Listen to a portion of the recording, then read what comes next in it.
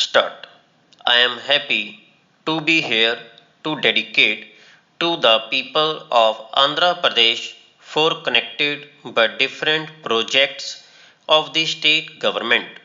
These are pioneering projects in our country.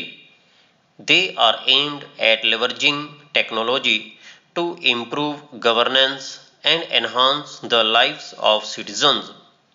The four projects are Andhra Pradesh Fiber Grid, Andhra Pradesh Surveillance Project, Drone Project and Free Space Optical Communication System. I congratulate the state government under the leadership of Chief Minister Shri N. Chandrababu Naidu for both planning and executing these ambitious projects. The state has lived up to its well deserved reputation of being an innovator in technology adoption. Andhra Pradesh Fiber Grid aims to provide data connectivity at high speeds to households and businesses across the state. It uses the aerial route to deploy optical fiber, taking advantage of existing electricity poles. In this way, it removes the need to lay underground fiber, which is both expensive and cumbersome because of right of way issues. I have been told that Andhra Pradesh State Fiber Net Limited, created as a nodal agency for this project, has promised broadband speeds of 15 to 20 Mbps for households and up to 1 Gbps for commercial institutions by 2018. I am also given to understand that nearly 24,000 km of aerial optical fiber cable is already in place across 13 districts. Households will have access to the internet, television channels, a telephone, and related services for a monthly fee of only Rs 149.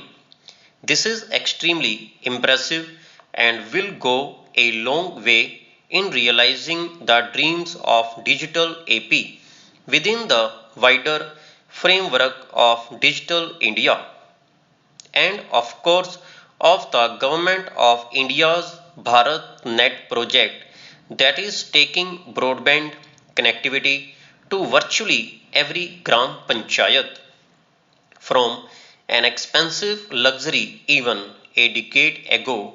Data and internet access is today seen as a utility as much a basic need as water, electricity, and cooking gas.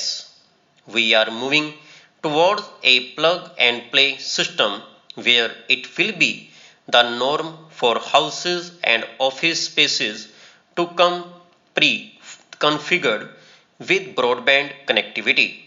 Andhra Pradesh is attempting to realize that potential. In a sense, it has understood the future.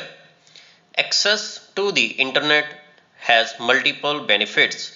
Common citizens are finding uses for and benefits from data access that we could not have imagined. Farmers and small producers in rural areas use internet connectivity to contact buyers in distant locations and make themselves aware of the real value of their products. Similarly, digital classrooms and telemedicine can help our people leapfrog traditional handicaps. They can expand the circle of knowledge as well as make quality healthcare and diagnosis available even in distant places. That is why data connectivity is such a tool of human empowerment and social change. Here too, I would like to commend the Andhra Pradesh government's cloud based virtual classroom system project. It will level The field between better off children in big cities and talented children in rural areas who simply don't have the physical advantages that their urban peers have. I am happy to learn that the state government is planning to use drones for providing real time information for governance. This will have multiple benefits in security and policing, mining, urban development, raising agricultural productivity, measuring forest cover, anticipating natural and other disasters, and so on. Again, this is a model for other states to follow. Such integration of technology with the entire range of government responsibilities is worthy of appreciation.